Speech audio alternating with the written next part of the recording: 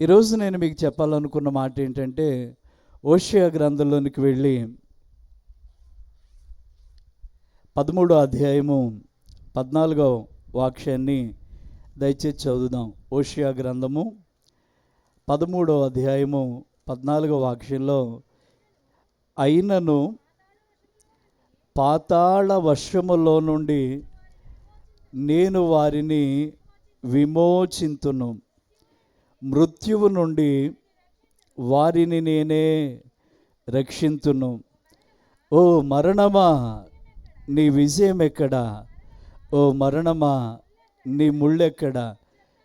పశ్చాత్తాపము నాకు పుట్టదు. దేవుడు తన పరిశుద్ధ వాక్యాన్ని మనందరి వెనుకల్లో దీవించి ఆశీర్వదించునుగాక. చాలా జాగ్రత్తగా వినండి దేవుని బిడ్డలారా.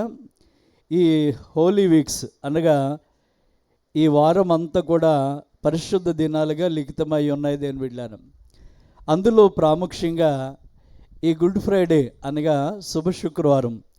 ఈ శుభ శుక్రవారపు దినాన అసలు ఎందుకు శుభ శుక్రవారం అని పిలుస్తున్నారు, ఈ హోలీ వీక్ అని ఎందుకు పిలుస్తున్నారంటే, ఈ దినమే అంటే ఈ సమయంలోనే దేవుడు తన ప్రజలను ఏం చేశాడంటే విమోచించాడు. దేవుని స్తోత్రం చెప్పండి.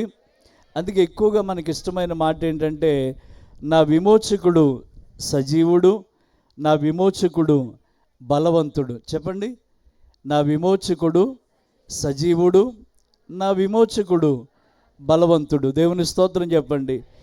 విమోచకుడు సజీవుడు, విమోచకుడు బలవంతుడు. ఆయన సజీవుడిగా ఉండి ఆయన బలమైన కార్యాలు చేయవాడై ఉన్నాడు. దేవుని స్తోత్రం.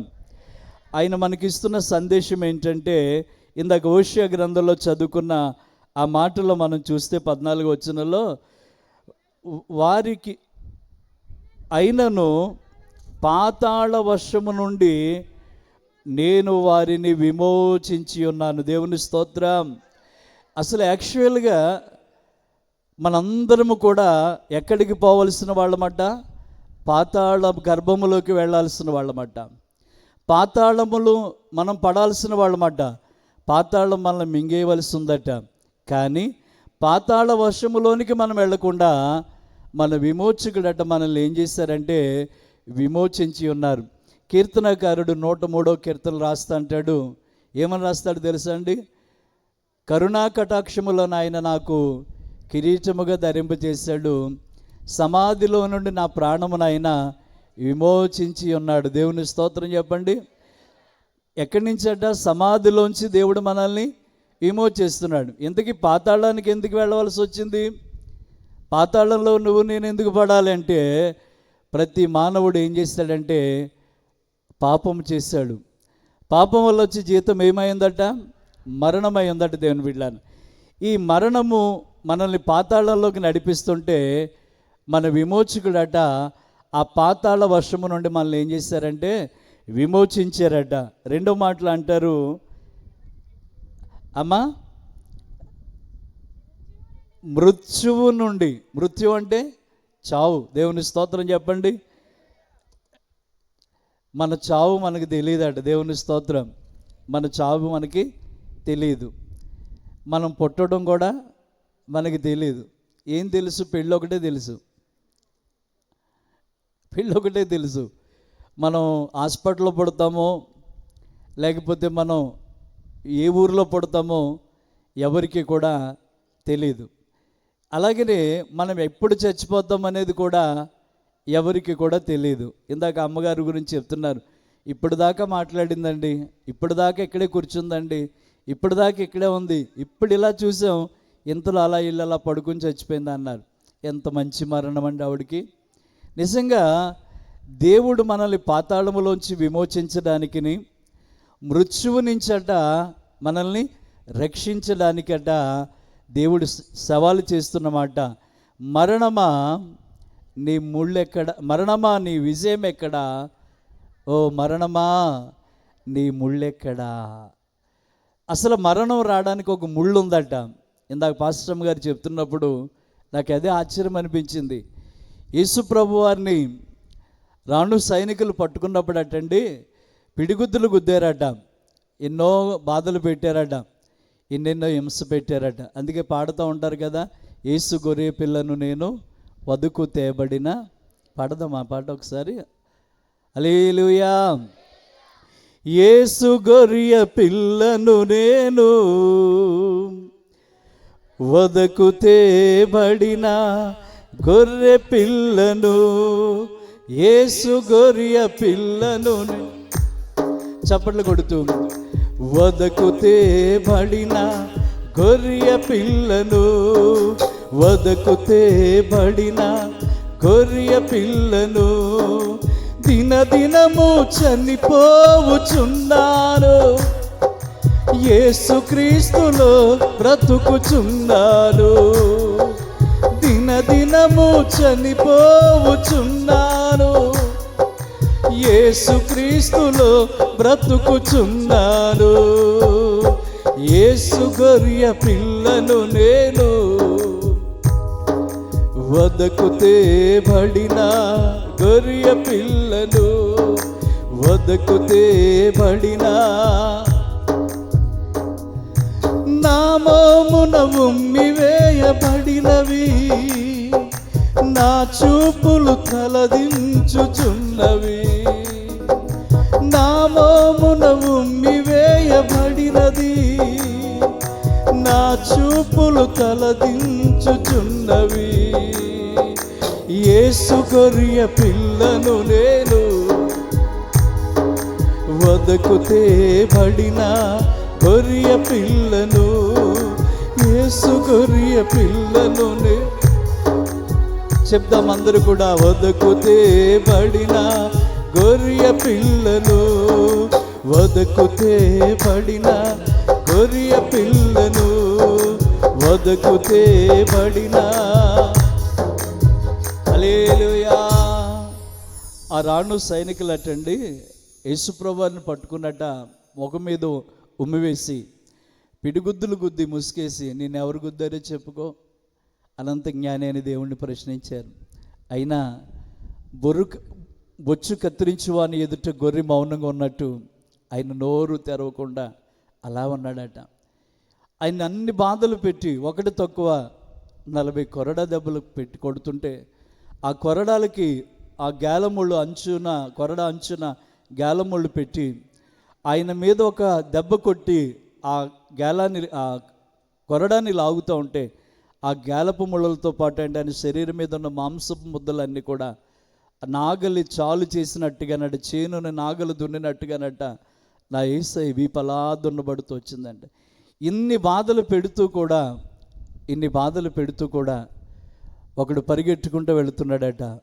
తక్కిన వాళ్ళు అడిగారట సైనికులు, రే ఎక్కడికి వెళుతున్నావు అంటే, వెంటనే వచ్చేస్తాను ఆగండి అని చెప్పి వాడు పరుగు పరుగున వెళ్ళి ఒక ముళ్ళ కిరీటాన్ని అల్లి, ఈయన యూదుల రాజు కదా, ఈయనకి కిరీటం కావాలి కదా, అందుకే నేను ఈ కిరీటం తెచ్చానని చెప్పి ఆ ముళ్ళ కిరీటాన్ని అట్ట నా యేసయ్య శిరస్సు మీద పెట్టి వాళ్ళ దగ్గర ఉన్న కర్రలతో దాన్ని నొక్కి పట్టి దాన్ని సుత్తితో కొడుతూ ఉంటేనట్టండి ఆ ముళ్ళన్నీ కూడా నా యేసయ్య కణతల్లోకి తలలో దిగిపోయి రక్తం అలా కారుతూ ఉందట. దేవుని బిడ్డలారా, ఇంతకీ యేసు ప్రభువారు నీకు జీవ కిరీటం ఇచ్చి, నీకు మహిమ కిరీటం ఇచ్చి, వాడబారని కిరీటం ఇచ్చి, సంవత్సరం అనే దయా కిరీటాన్ని ప్రభు మనకిస్తే, ప్రభువారికి మనమిచ్చిన కిరీటం ఏంటంటే ముళ్ళ కిరీటం. దేవుని బిడ్డలారా, అసలు ఈ ముళ్ళు పుట్టుదల ఏంటి అనేది మనం ఆలోచన చేస్తే, పాలిస్తున్న దేశాల్లో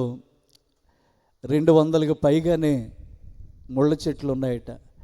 అందులో బాగా విషపూరితమైన చెట్లలో 2.5 అంగుళాలు పొడవున్న ముళ్ళుని ఒకడు ముళ్ళ కిరీటంగా చుట్టుకొచ్చి, ఈయన యూదుల రాజు కాబట్టి ఈయనకి ముళ్ళ కిరీటం పెట్టాలని చెప్పి, యూదుల రాజుకి జై అని చెప్పి ఆ ముళ్ళ కిరీటాన్ని ఆయన తలలో పెట్టి ఆయన్ని అపహాసం చేస్తూ ఉన్నారు. దేవుని బిడ్డలారా, ప్రియులారా, యేసు ప్రభు వారికి ఆ ముళ్ళ కిరీటం రావడానికి కారణం ఏంటి?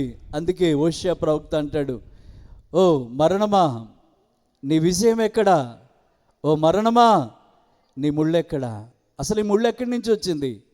ఈ ముళ్ళు ఎక్కడి నుంచి వచ్చిందంటే, ఆది దంపతులైన ఆదాము అవ్వలు ఆజ్ఞాతిక్రమణమనే పాపము చేసి తర్వాత వారు వ్యవసాయాన్ని సేద్యపరచడానికి పంట పండిస్తూ ఉంటే ఆ పొలంలో పండిన పంట మొట్టమొదటి పంట ఏంటంటే ముళ్ళ పొదలు, గెచ్చ పొదలు మొలిసేట దేవుని బిడ్డలారా.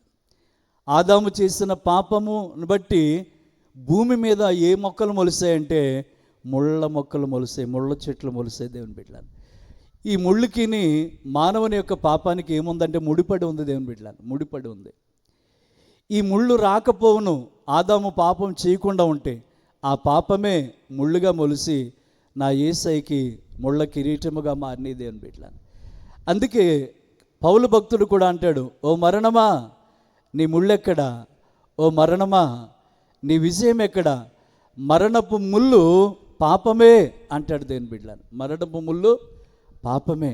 అసలు భూమిలో ముళ్ళ మొక్కలు ఎప్పుడు పుట్టాయి అంటే ఆదాము అవ్వలు పాపం చేసినప్పుడట ఆ భూమిలోనట వ్యవసాయం చేస్తేనట ముళ్ళ పొదలు, గచ్చ పొదలు మొలిచేయట.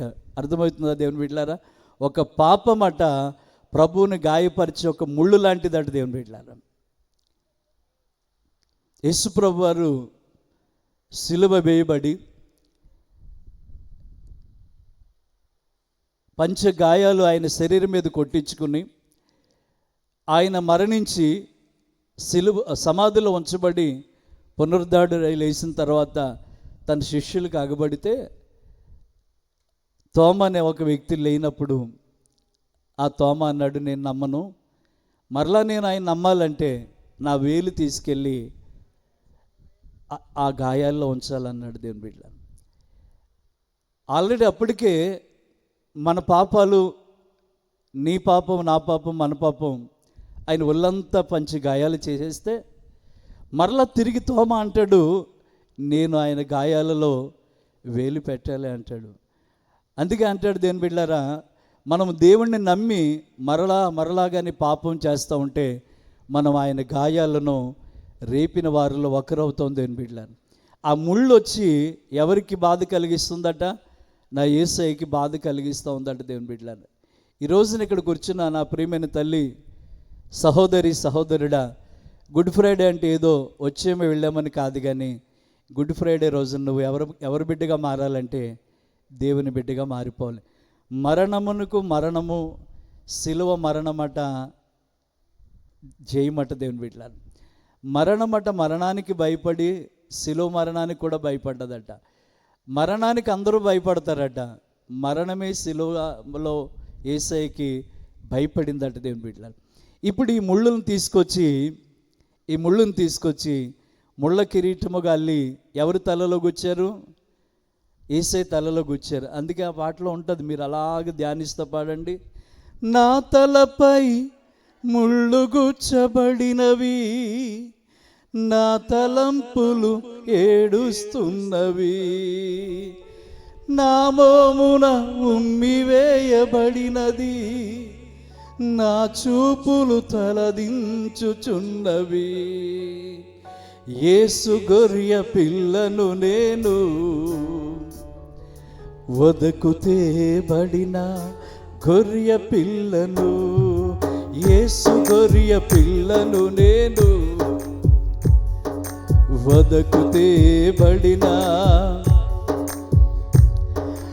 నా తలపై ముళ్ళు గుచ్చబడినవి, నా చూపులు తలదించుకున్నవి, నా మోమున ఉమ్మివేయబడినది, నా రాతలు చెదిరిపోవుచున్నవి. యేసు గొర్రె పిల్లను నేను,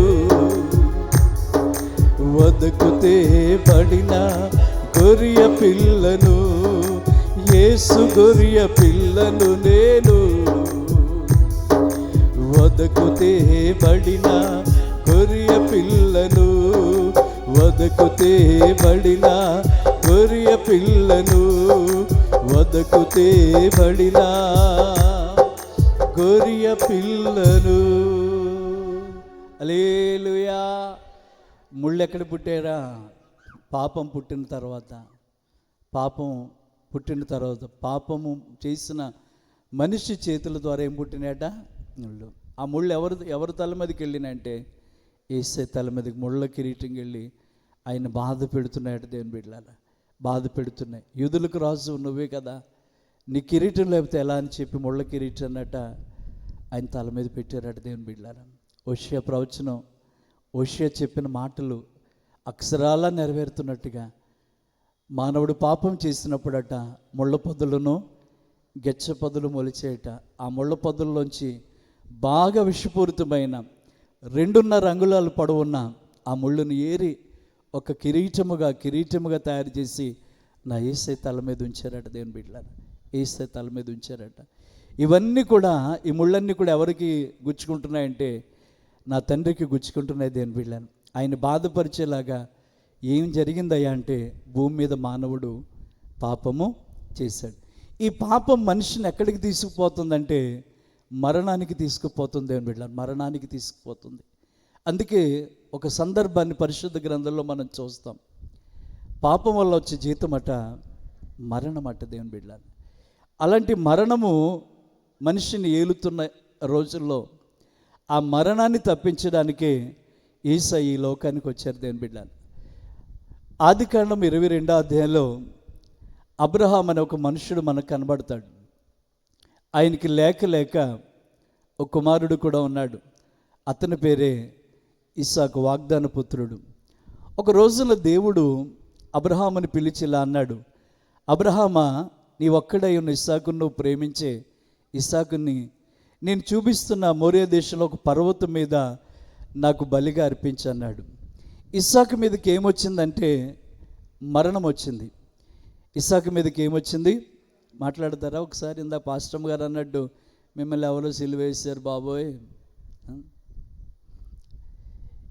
కరుణామయుడు అనే సినిమా విజయ్ చంద్ర గారు తీయాలనుకుని ఆలోచన కలిగినప్పుడట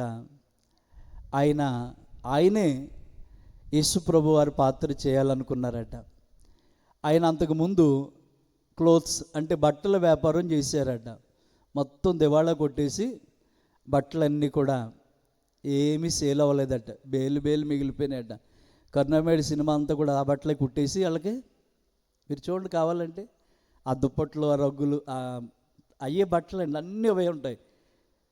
ఆ దయామయుడు కరుణామయుడు సినిమా అంతా కూడా విజయ్ చంద్ర గారు బట్టల వ్యాపారం చేసిన క్లోత్స్ అయ్యే, ఇంక బయట నుంచి ఏం కొనలేదు ఆ బట్టలు. విజయ్ చంద్ర గారికి యేసుప్రభు వారు మేకప్ వేస్తున్నారు. మేకప్ రూమ్లోకి వచ్చినాయి. ఆయన డ్రింక్ చేసేవారట, స్మోక్ చేసేవారట. అప్పుడు మేకప్ చేస్తున్నప్పుడట జీసస్గా ఆయనకి ఇగ్గు పెట్టి మేకప్ చేసి గడ్డాలు అయి పెట్టి అచ్చు యేసు ప్రభులాగా ఆయన రూపంలో ఈయన్ని మేకప్ చేస్తున్నారు. ఈయన స్మోక్ చేద్దామని చెప్పి ఒక్కసారిగా ఒక సిగరెట్ ప్యాకెట్ తీసుకుని ఆ సిగరెట్ అలా ఆయన నోట్లో పెట్టుకున్నారట. వ్యక్తిగతంగా ఆయన చెప్పిన సాక్ష్యంలో ఉన్న మాట మీకు చెప్తున్నాను ఈ రోజున. ఆ మేకప్ రూమ్లో ఎప్పుడైతే ఇలాగా సిగరెట్ పెట్టుకున్నారో ఎవరో ఒక హస్తం వచ్చేటండి ఆయన చెంప మీద లాగి కొట్టినట్టు అయిందట. వెంటనే ఆ సిగరెట్ ప్యాకెట్ అలా పాడేసి, కరుణామయుడు సినిమా అయ్యేంతవరకు కూడా భోజన విషయంలో కానీ డ్రింకింగ్ స్మోకింగ్ విషయంలో కానీ నేను వీటి జోలికి వెళ్ళనని చెప్పి కరుణామయుడు సినిమా పూర్తయ్యేంత వరకు కూడా విజయ్ చంద్ర గారట ప్రతి పాత్ర, ప్రతి సన్నివేశం కూడా పరిశుద్ధంగా చేయడానికి అవలంబించారట. దేవుని స్తోత్రం అండి. ఇది పరిశుద్ధుడైన దేవుని యొక్క చరిత్ర. నేను అపరిశుద్ధుడిగా ఉండి పని నేను చేయకూడదని ఆ కరుణామయుడు ఎన్ని సంవత్సరాలు తీసారో తెలదు కానీ అన్ని సంవత్సరాలు సిగరెట్ ముట్టలేదట, మందును కూడా ముట్టలేదట. దేవుని బిడ్డలారా, విజయ్ చంద్ర గారు సాక్ష్యంలో ఉన్న అద్భుత మాట ఏంటంటే, పరిశుద్ధుడి పాత్ర ధరించి అపరిశుద్ధుడిగా బ్రతుకుదామంటే నా దవడ చెల్లుమంది అన్నాడు. దేవుని స్తోత్రం చెప్దామండి. హల్లెలూయా. ఆ కరుణామయుడు సినిమాలో మరి విజయ్ చంద్ర గారు నిజంగా సిలువేశారా, నిజంగా సిలువను మోసారా, నిజంగా చేశారంటే కాదు, అదంతా యాక్షన్. మరి ప్రభువారు సిలువ నిజమా యాక్షన్ అంటే రియల్, నిజం. దేవుని బిడ్డలారా, ఎందుకంటే యాక్షన్ అంటే ఏంటి, అప్పటికప్పుడు చేసి వెళ్ళిపోతారు.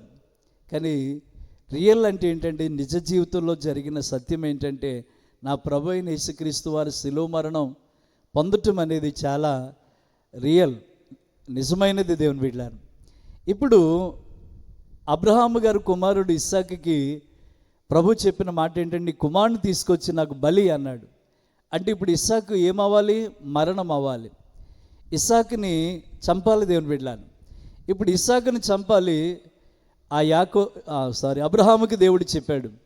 పొద్దుటే లేచాడు, పనివారిని తీసుకున్నాడు, గాడిదను తీసుకున్నాడు, నిప్పై తీసుకున్నాడు, కట్టెలు తీసుకున్నాడు, కత్తి తీసుకున్నాడు, అన్నీ తీసుకుని ఆ మోరియా దేశానికి నడుచుకుంటూ వెళుతున్నాడు. వీళ్ళున్న ప్రదేశం నుంచి మోరియా దేశానికి వెళ్ళాలంటే 3 దినాల ప్రయాణం చేయాలట. ఈ ప్రయాణంలో పలుసార్లు ఇస్సాకట అబ్రహాము గారిని అడుగుతున్నారట, తండ్రి దహన బలి, పశువు లేకుండా మనం దేవునికి దహన బలి ఎలా ఇస్తాం? నిప్పులు ఉన్నాయి, కత్తి ఉంది, అన్నీ ఉన్నాయి, కత్తి ఉంది, కానీ దహన బలి పశువు లేదు కదా అన్నాడు. రే అవన్నీ దేవుడే చూసుకుంటాడురా, యెహోవా ఈరే అని చెప్పటండి. తన బాధను గుండెల్లో దిగమింగుకుంటూ తన కుమారుని బలివ్వడానికట మోరియా దేశానికి వెళ్ళాడట. ప్రభు చూపించిన పర్వతాల్లో ఒక పర్వతం మీదకి వెళ్ళాడట. అక్కడ బలిపీఠాన్ని చక్కగా కట్టాడు, కట్టెలు చక్కగా పేర్చాడు. మళ్ళా ఇస్సాకు అడిగాడు. అప్పుడు దేవుడు అన్నాడట, నాయనా ఆ బలి పశువు నువ్వేరా, నిన్నే దేవుడు ఇమ్మన్నాడు అని చెప్పగానే ఇస్సాకు విధేయుడయ్యాట. ఆ కట్టెల మీద పడుకుంటే తన వరలోంచి కత్తి తీసటండి, తన కుమారుడైన ఇస్సాకు మీద అలాగ వేయబోతున్నాడట అబ్రహాము గారు. ఒక్కసారి ఆ కత్తిని ఆ మెడ మీద పెట్టి మెడని ఆ మొండాన్ని తలని ఏర్పడుద్దామని ఇలా కత్తి ఆకాశం వైపు ఎత్తాడు. కత్తి దింపేస్తే ఇస్సాకు చచ్చిపోతాడు. కత్తి పైకి ఎత్తబడ్డది, కత్తి కిందకి రాకుండానే దేవుడు స్వరం వినబడింది. ఏమన్నా తెలుసు? అబ్రహామా, అబ్రహామా ఆగు, నీ ఒక్కడే ఉన్న కుమారుని ఏమీ చేయొద్దు, ఇందువలన నీవు నాకు భయపడుతున్నవాడని నేను ఎరుగుదును అంటాడు. ఓషియా గ్రంథంలో ఏం చెప్పాడు? పాతాళములోకి వెళ్ళవలసిన మనల్ని విమోచించడానికి, మృత్యువాతను పడవలసిన మనల్ని రక్షించడానికి దేవుడు చెప్తున్న మాట, మరణమా నీ విజయం ఎక్కడా, మరణమా నీ ముళ్ళెక్కడా. వెంటనే దేవుడు చెప్పాడు, కత్తి దింపాడు.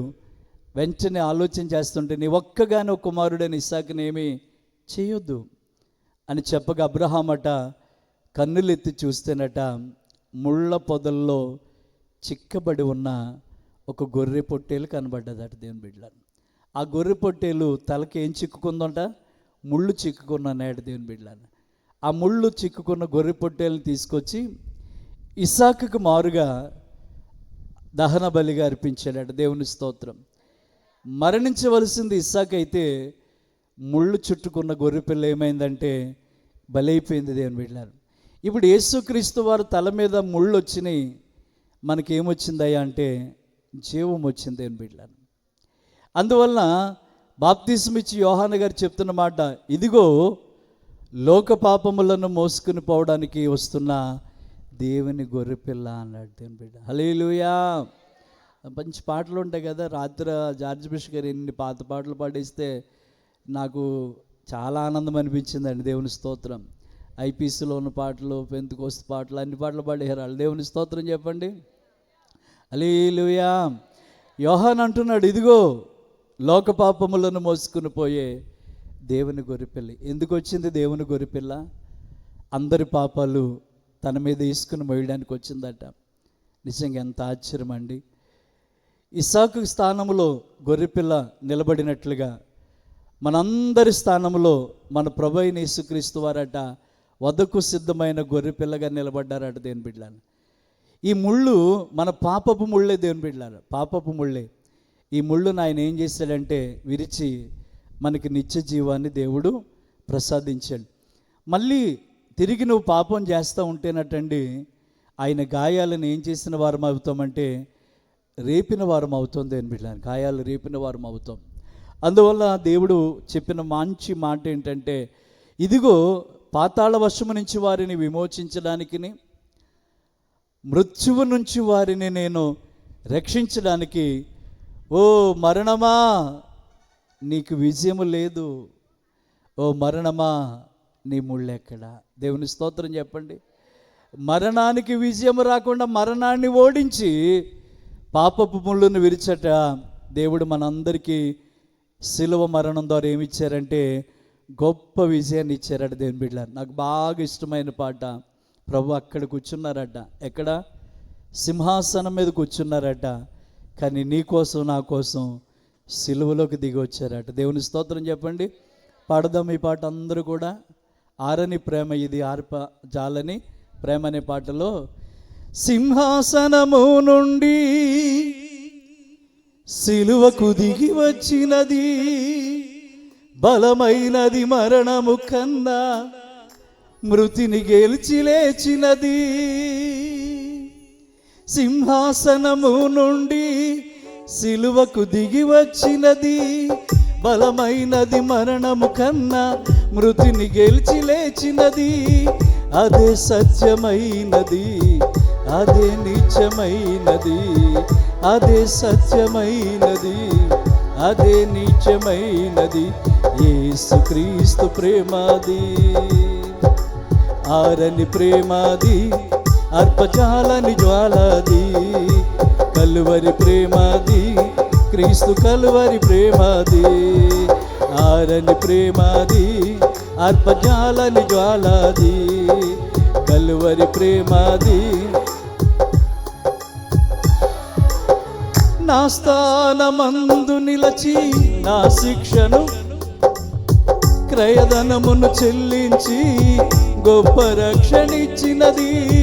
నా స్థానమందు నిలచి నా శిక్షను భరించి క్రయధనమును చెల్లించి గొప్ప రక్షణిచ్చినది. నాకు విలువనిచ్చినది, నన్ను వెలిగించినది, నాకు విలువనిచ్చినది, నన్ను వెలిగించినది. ఉన్నత రాజ్యమందు నాకు స్థానమిచ్చినది. ఉన్నత ప్రేమాది, అత్యున్నత ప్రేమాది, ఆరని ప్రేమాది, అర్పజాలని జ్వాలాది, ఉన్నత ప్రేమాది, అత్యున్నత ప్రేమాది, ఆరని ప్రేమాది, అర్పజాలని జ్వాలాది. అతి శ్రేష్టమైనది, అంతమే లేనిది, అవధులే లేనిది, అక్షయమైన ప్రేమది, అక్షయమైన ప్రేమది, అక్షయమైన ప్రేమది. కలువరి ప్రేమది, క్రీస్తు కలువరి ప్రేమది, కలువరి ప్రేమది, క్రీస్తు కలువరి ప్రేమది, ఆరని ప్రేమది, అర్పజాలని జ్వాలాది, కలువరి ప్రేమది, క్రీస్తు కలువరి ప్రేమది, ఆరని ప్రేమది, అర్పజాలని జ్వాలాది.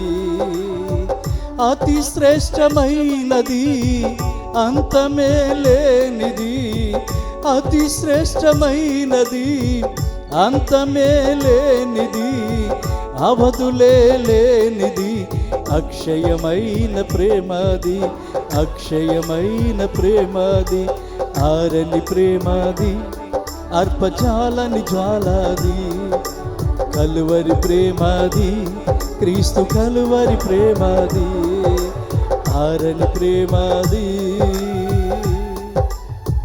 అర్పజాలని జ్వాలాది. అతి శ్రేష్టమైనది, అంతమే లేనిది, అవధులే లేనిది, అక్షయమైన ప్రేమది, అక్షయమైన ప్రేమది. ఎంత మంచి దేవుడండి. పాతాళము మింగవలసి ఉండగా, మృత్యు మనల్ని మింగవలసి ఉండగా, పాతాళ వశములో పడకుండా విమోచించి మృత్యువు నుంచి మనల్ని రక్షించి మన మీదకి వచ్చిన మరణంతో అన్నాడు, మరణమా నీ విజయం ఎక్కడా, ఓ మరణమా నీ ముళ్ళు ఎక్కడా. సవాలు చేస్తున్నాడు మరణానికి. నా బిడ్డల్ని పాతాళంలో తీసుకెళ్ళడానికి నీకు ఎక్కడ అధికారం ఉంది? తీసుకెళ్ళనిస్తానా? నా బిడ్డల్ని మృత్యువు పోతను పడనిస్తానా? నేనుండగా నీ ముళ్ళును నేను విరిచేదను, నీ ముళ్ళును నేను విరిచేదను. మరణపు ముళ్ళు, పాపం అనే ముళ్ళును విరవడానికట పరిశుద్ధుడైన దేవుడి లోకానికి వచ్చాడట. దేవుని బిడ్డలారు, ఎంత మంచి దేవుడు అండి. ఒక మాట చెప్పి నేను ముగిస్తాను, సమయం పావుగంట ఉంది ఇంకా రెండు అవ్వడానికి. ఒకసారి ఒక తండ్రికి లేక ఒక అమ్మాయి పుట్టిందట. ఇక ముందు వెనక ఎవరు లేరు, ఒకే ఒక అమ్మాయిని చాలా అల్లారు ముద్దుగా పెంచుతున్నాడు. ఆ బిడ్డ బాల్యంలోనే తల్లి చచ్చిపోయిందండి. చచ్చిపోతే ఒక ఆయమ్మని పెట్టి తన ఆలన పాలన చూడడానికి, తను ఎలా చూస్తుందో లేదో అని చెప్పి తండ్రి కూడా ఆ బిడ్డని చాలా కంటికి రెప్పవలే చూసుకుంటూ ఉన్నాడు. ప్రతి రాత్రి తన గుండెల మీద పెట్టుకుని తన బిడ్డను కాపాడుకుంటున్నాడు. బాల్యదశలో ఉన్న అమ్మాయి స్కూల్ జాయిన్ చేశాడు, స్కూల్లో వెళ్తూ ఉంది. కొన్ని సంవత్సరాలకి బాల్యదశలో ఉన్న అమ్మాయి యవన దశలో కూడా వచ్చేసింది. యవన దశలోకి వస్తున్నప్పుడు తండ్రికి భయం పట్టుకుంది. ఆ యవనస్తురాలతో చెప్తా అన్నాడమ్మా, ఇప్పటిదాకా నువ్వు బాలికగా ఉన్నావు, ఇప్పటిదాకా స్కూల్లో ఉన్నావు, ఇప్పుడు తిరిగి నువ్వు కాలేజీకి వెళుతున్నావు, టీనేజ్లోకి వచ్చావు, యవన ప్రాయంలోకి వచ్చావు కనుక నీకు అక్కడ కొత్త స్నేహాలు, కొత్త వ్యక్తులు పరిచయం అవుతూ ఉంటారు కనుక దయచేసి నువ్వెవ్వరి ప్రేమలో పడొద్దమ్మా, నువ్వెవ్వరి వ్యామోహములో పడొద్దు. నేను నీ తండ్రిగా చెప్తున్నానంటే ఆ బిడ్డ అందట, నాన్న నన్ను నువ్వెంత ముద్దుగా పెంచావు, నీ ప్రేమకు మించిన ప్రేమ నాకు ఇంకెక్కడ దొరుకుతుంది నాన్న. డాడీ నీ ప్రేమను మించిన ప్రేమ నాకు ఎక్కడ దొరుకుతుంది? నీ ప్రేమను తప్పించి నేను ఏ ప్రేమకి నేను చోటే ఉండాలి. ఐ లవ్ యూ డాడీ, నేను నిన్ను ఎంతగానో ప్రేమిస్తున్నాను డాడీ అని చెప్పి అమ్మాయి చెప్పిందండి. అది కేవలం తన ఇంటి గడప మెట్లు దాటిన దాకానే, కాలేజీ మెట్లు ఎక్కితలోకి డాడీని మర్చిపోయింది. స్నేహాలు, కొత్త పరిచయాలు, అక్కడి నుంచి అలా మాయ మాటలో పడి ఒక వ్యక్తితో ప్రేమలో పడిపోయింది. ఇప్పుడు ఎవరి ప్రేమ మర్చిపోయిందంటే తండ్రి ప్రేమ మర్చిపోయింది. ఈడి ప్రేమ ఎక్కువైపోయింది. దేవుని వీళ్ళారు, ఇన్నాళ్ళు పెంచి పెద్ద చేసిన తండ్రి, కంటికి రెప్పవలే కాచి కాపాడిన తండ్రి ప్రేమను మర్చిపోయి యవనస్తుడి వ్యామోహంలో పడి తండ్రి ప్రేమను మర్చిపోయింది. కాలేజీలకు వెళ్ళడం మానేస్తుంది, అవసరం లేని వాటికి డబ్బులు తీసుకెళ్ళి వాడికి ఖర్చు పెడుతుంది. తండ్రికి అర్థమవుతోంది నా బిడ్డ ఏదో రాంగ్ స్టెప్ వేస్తుంది, అందుకే ఇలాగా డబ్బును ఎక్కువ ఖర్చు పెడుతుంది, ఇంతగా సోకులు చేస్తుంది. నేను చాలాసార్లు చెప్తాను, యవనస్తులు ఎవరు కోప్పడొద్దు. ఎక్కువ సోకు చేసే వాళ్ళ దగ్గర పాపానికి ఎక్కువ చోటు ఉంటుంది. దేవుని బిడ్డలారు, అవునండి. గొప్ప వ్యక్తి అబ్దుల్ కలాం గారు ఎలా ఉంటాడు? ఆయన ఎలా ఉంటాడు?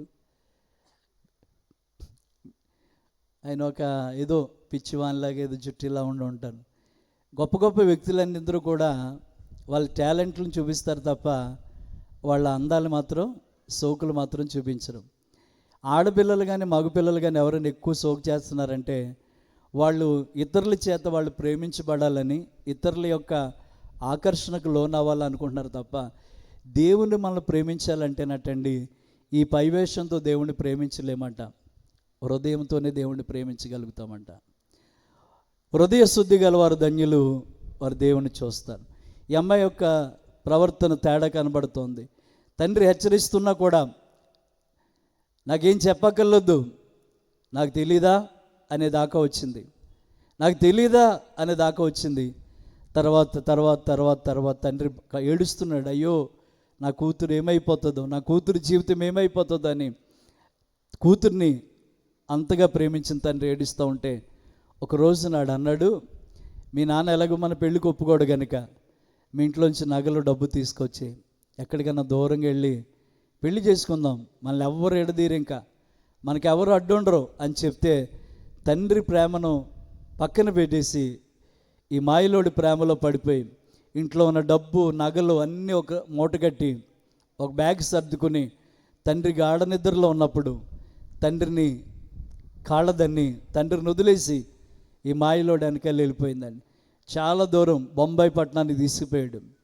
బొంబాయి పట్టణాన్ని తీసుకెళ్ళి ఒక ఇల్లు అద్దెకి తీసుకున్నారు. ఇలా కొరత లేదు, ఎందుకంటే అమ్మాయి చాలా లక్షల రూపాయలు ఖరీదు చేసే బంగారాన్ని తెచ్చింది కాబట్టి హాయిగా తెచ్చుకుని తింటున్నారు, ఎంజాయ్ చేస్తున్నారు. ఈ అమ్మాయి అంటుంది, ఇలా ఎన్ని రోజులు మనం ఖాళీగా ఉండటం, మన దగ్గర ఉన్న డబ్బులు అయిపోతున్నాయి, ఏదో ఒక పని ఏదో ఒక జాబ్ చేయొచ్చు కదంటే, ఈ పనికి మాలోడికి ఎవరిస్తారు జాబు, వీడికి ఎవరిస్తారు జాబు, వీడికి అసలు వీడు అన్నాడు నేను అదే ప్రయత్నం చేస్తున్నాను. నేనంటాను ఎప్పుడు కూడా మనం గాలి మేడలు కట్టకూడదు. మనం వేసే అడుగుతోనే మన మొదటి విజయం ప్రారంభం అవుతుంది. మనం వేస్తున్న అడుగులోంచే ప్రారంభ దినాలు విజయాలు ప్రారంభం అవుతుంది అని బిడ్డలను. అంతే తప్ప ఎలా జరిగిపోయి సినిమాల్లో అప్పుడే పుట్టడం, అప్పుడే పెరిగేయడం, అప్పుడే పెద్దోడైపోవడం, అప్పుడే పెద్ద కారు కొనేయడం, అప్పుడే పెద్ద బిల్డింగు, అప్పుడు ఇలాగా ఇవన్నీ చూపిస్తారు కదా, అది సినిమా. అది జీవితము సినిమాకి చాలా తేడా ఉంటుంది అని బిడ్డలను. యవన బిడ్డలు చాలామంది వచ్చారు ఈరోజు, మీకు కూడా దేవుడు మాట్లాడుతున్నాడు. మీ జీవితం విలువైనదిగా మారాలంటే ఆ తండ్రి ప్రేమకు మీరు నోచుకోవాలి దేని బిడ్డలు.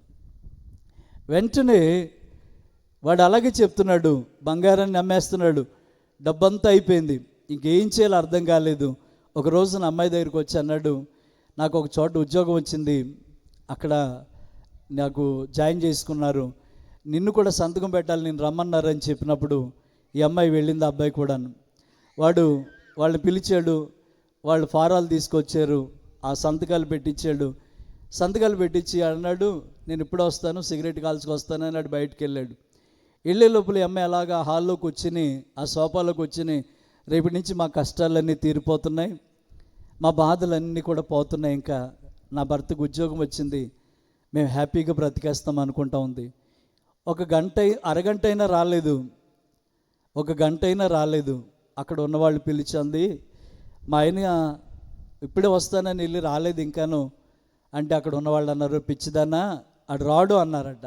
ఎందుకు రాడంటే, నిన్ను మాకు 2 లక్షలకి అమ్మేశాడు, ఇది ఒక వేశ్యాగృహం, ఇది సానెల కొంప, ఇక్కడ వ్యభిచారాలు ఉంటారు, ఇక్కడ మేము అలాగ అమ్మబడిన వాళ్ళమే అందరూ కూడా, నిన్ను అమ్మేశాడే పిచ్చిదానా అని చెప్తే అప్పుడు అర్థమైందంట తండ్రి ప్రేమ ఎంత విలువైనదో, ఈడి ప్రేమ ఎంత విలువైనదో. అర్థమై నెత్తు నోరు కొట్టుకుంటామని గదిలో తోసేసి ఇష్టం లేకుండానే ఆమెని ఆ పాపపు ఊబులో దింపారట. ఆమె మీద చాలా లక్షల రూపాయలు గడించిన తర్వాత పాపం వల్ల వచ్చే జీతం మరణం అన్నట్టు ఈమెకి భయంకరమైన ఎయిడ్స్ రోగం, అంటే రక్తం అంతా పాడైపోయి తను దగ్గితే చాలు నోట్లోంచి రక్తం పడుతూ ఉంది. ఇక ఎలాంటి జబ్బు కొట్టుతుంటే బేరాలు రావు, మనకి వచ్చేవాళ్ళు కూడా రారని చెప్పి ఆ కాస్త భోజనం పెట్టి నేడిచ్చేవాళ్ళు కూడా ఆ వేశ్యగృహాల్లోంచి ఆమెను బయటికి పాడేస్తే ప్లాట్ఫారం బ్రతికైపోయింది. ప్లాట్ఫారం మీద కూర్చుని ఇక అడుక్కోవటం మొదలుపెట్టింది. జాలి కలిగిన వాళ్ళు ఎవరొకరు ఏదో వేస్తుంటే ఈమెను చూసి అసహించుకుని పక్క నుంచి వెళ్ళిపోతూ ఉన్నారు. అప్పుడు ఆ ప్లాట్ఫారం మీద చివరి క్షణాల్లో కూర్చుని డబ్బును పోగొట్టుకుని, తండ్రి ప్రేమను పోగొట్టుకుని, ఈ ఆరోగ్యాన్ని పోగొట్టుకుని ఏడుస్తూ అనుకుందట, నా తండ్రి నాతో ఎన్నోసార్లు చెప్పాడు, నువ్వు ఏ ప్రేమలో కూడా పడొద్దని. నేను నా తండ్రి మాట వినలేదు, నా తండ్రి ప్రేమ లాంటి ప్రేమని నాకు ఎక్కడా దొరకదని చెప్పి ఒక్క చిన్న ఉత్తరం రాసిందట. డాడీ నన్ను క్షమించండి, నేను మిమ్మల్ని మోసం చేశాను, నా బ్రతికి ఎలా అయిపోయింది, నా జీవితం ఎలా అయిపోయిందని జరిగిందంతా రాసి, నేను ఇప్పుడు రేపో మాపో చచ్చిపోయేలాగా ఉన్నాను, నేను పలానా బొంబాయి పట్టణంలో ప్లాట్ఫామ్ మీద ఉన్నాను డాడీ అని చెప్తే, తండ్రి కారులో వేసుకుని వెళ్ళండి అంత వెతుకుతున్నాడు. ఎందుకంటే కూతురు అందగత్తి కదా, అందమైన అమ్మాయిలు అందరిని చూస్తున్నాడు, కానీ అందమైన అమ్మాయిల దగ్గర ఈ అమ్మాయి కనబడట్లేదు. అందరినీ చూసి ఆ పక్కనే కూర్చున్న ఒక అమ్మాయి అంటుంది, డాడీ నాన్నగారు అంటున్నప్పుడు తండ్రి ఒక్కసారి అమ్మాయి వైపు అలా చూశాడట. చూడడంతో కుమార్తె ఎలా ఉందంటే జబ్బుకుంటుంది అయిపోయి మురికి బట్టలతో రక్తం కక్కుకుంటూ కనబడిందంట. తండ్రి గబగబా వెళ్ళి అమ్మా ఏమైంది నీకు, ఎలా బ్రతికేవు నువ్వు, అసలు ఎలా చేసుకున్నావేంటి నీ జీవితం అని చెప్పినప్పుడు నన్ను క్షమించండి డాడీ అని ఏడుస్తుందట. దేవుని బిడ్డలను, నీకేం పర్లేదు, నా ప్రాణం ఇచ్చాను, నీ ప్రాణాన్ని కాపాడుతాను అని చెప్పి వెంటనే ఒక ఖరీదైన హాస్పిటల్లో తీసుకెళ్ళి ఆమెకు వైద్యం చేయించడం ప్రారంభించాడు. డాక్టర్లు చెప్పారు, ఈమె రక్తం అంతా చెడిపోయిందయ్యా, ఈమెకి మరలా కొత్త రక్తం ఎక్కించాలి అని చెప్పారు. ఆ రక్తము కొరకు ఆ గ్రూప్ కొరకు ఎదుగుతూ ఉంటే తండ్రి అన్నాడట, నా బిడ్డే కదా, నా రక్తం ఏమన్నా సూట్ అవుతుందేమో, నా గ్రూప్ ఏమన్నా కలుస్తుందేమో చూడండి అంటే తండ్రిని టెస్ట్ చేస్తే రక్తం గ్రూప్ ఒకటే సరిపోయింది. అయినా డాక్టర్లు అన్నారట, సార్ మీరు పెద్దవాళ్ళు కనుక రక్తం ఇచ్చేస్తే మీకు ప్రమాదం, మీ బిడ్డ బ్రతకొచ్చు కానీ మీరు చచ్చిపోవచ్చు. తండ్రి అన్నాడట, నా బిడ్డ బ్రతికితే చాలు, నేను చనిపోయినా పర్వాలేదు అన్నాడట. నా బిడ్డ బ్రతికితే చాలు, నేను చనిపోయినా పర్వాలేదు. సరేనండి అని బిడ్డను ఒక మంచం మీద, తండ్రిని ఒక మంచం మీద పెట్టి తండ్రిలో ఉన్న రక్తం అంతా తీసి ఆమెలోని చెడు రక్తం అంతా బయటికి పంపిస్తూ ఈ రక్తాన్ని అలాగే పంపిస్తున్నారట. డాక్టర్లు చెప్తున్నారట నర్సులతో, చాలా కేర్గా చూడండి, ఆయన చాలా పెద్ద వయసు కలవాడు, ఆయనకి ఏదైనా జరగవచ్చు. ఈ డాక్టర్ చెప్పిన మాట నర్సులు మర్చిపోయి వాళ్ళ మాటల్లో పడి ఈయన గురించి పట్టించుకోవడం మానేస్తే ఆయనలో ఉన్న ఆఖరి రక్తపు చుక్క కూడా అలాగే అమ్మాయిలోకి వెళ్ళిపోయి ఈయన అలా కళ్ళు మూసాడు. నర్సులు గబగబా చూసి చచ్చిపోయాడు ఈయన అని డాక్టర్తో ఏం చేశారంటే, సారీ సార్ అంటే ఏం చెప్పాలి ఇప్పుడు అని చెప్పి ఆ శవం మీద అలా తెల్లగుడ్డ కప్పేశారు. తండ్రి చచ్చిపోయిన తండ్రి పక్కనే ఉన్నాడు. కూతురు కళ్ళు తెరిచి ఫస్ట్ అడిగిన మాట, మా డాడీ ఏరి, మా నాన్న ఏరి అని అడుగుతుంది. మా నాన్న ఏడి, మా డాడీ ఏడి అని అడిగితే, అమ్మా నిన్ను బ్రతికించడం కోసం ఇదిగో ఈయనే మీ నాన్న చచ్చిపోయాడు, ఆయనలో ఉన్న రక్తపు చుక్కంతా కూడా నీ కొరకు దారిపోసాడు, ఆయన కార్చిన రక్తం నీకు జీవం, నువ్వు బతికేవని చెప్పినప్పుడు ఆ బిడ్డ తండ్రి మీద పడి ఏడుస్తుందంట. తండ్రి, ఇంత పాపం చేసిన నన్ను శిక్షించడానికి బదులుగా నేను బ్రతకాలని ఒక తపన తాపత్రయంతో నీ రక్తాన్ని నా కొరకు దారిపోసిన నీ రుణాన్ని నేను ఎలా తీర్చుకోగలుగుతున్నాయా అని చెప్పి ఆ బిడ్డ తండ్రి మీద పడి ఏడుస్తూ ఉందట. దేవుని స్తోత్రం చెప్పండి, హల్లెలూయా. పంచగాయములలో కారుతున్న రుధిరం నన్ను ముంచి వేసేనయ్యా, పంచగాయములలో కారుతున్న రుధిరం నన్ను ముంచి వేసేనయ్యా, దోషరహితుడా హేతువు లేక, దోషరహితుడా పగబట్టి చంపిరయా,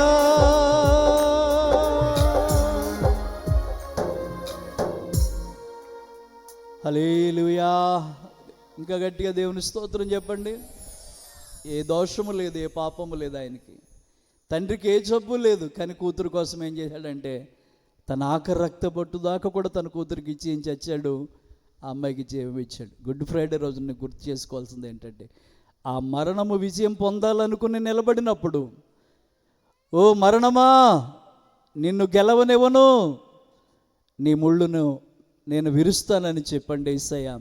బిడ్డలో ఉన్న తెగులు పాపపు రక్తాన్ని తీసి తండ్రి కొత్త రక్తాన్ని, తన తండ్రి రక్తాన్ని ఇచ్చి ఈయన చచ్చినా కానీ బిడ్డకి ఎలాంటి నిత్య జీవం వచ్చిందో, ప్రభువైన యేసుక్రీస్తు శిలువ మరణం ఏంటంటే మరణాన్ని ఓడించి మనల్ని గెలిపించాడంతే. దేవుని స్తోత్రం. ఇప్పుడు ఆ బిడ్డ తండ్రి చేసిన త్యాగాన్ని బట్టి ఏం చేస్తుంది, ఏడుస్తుంది.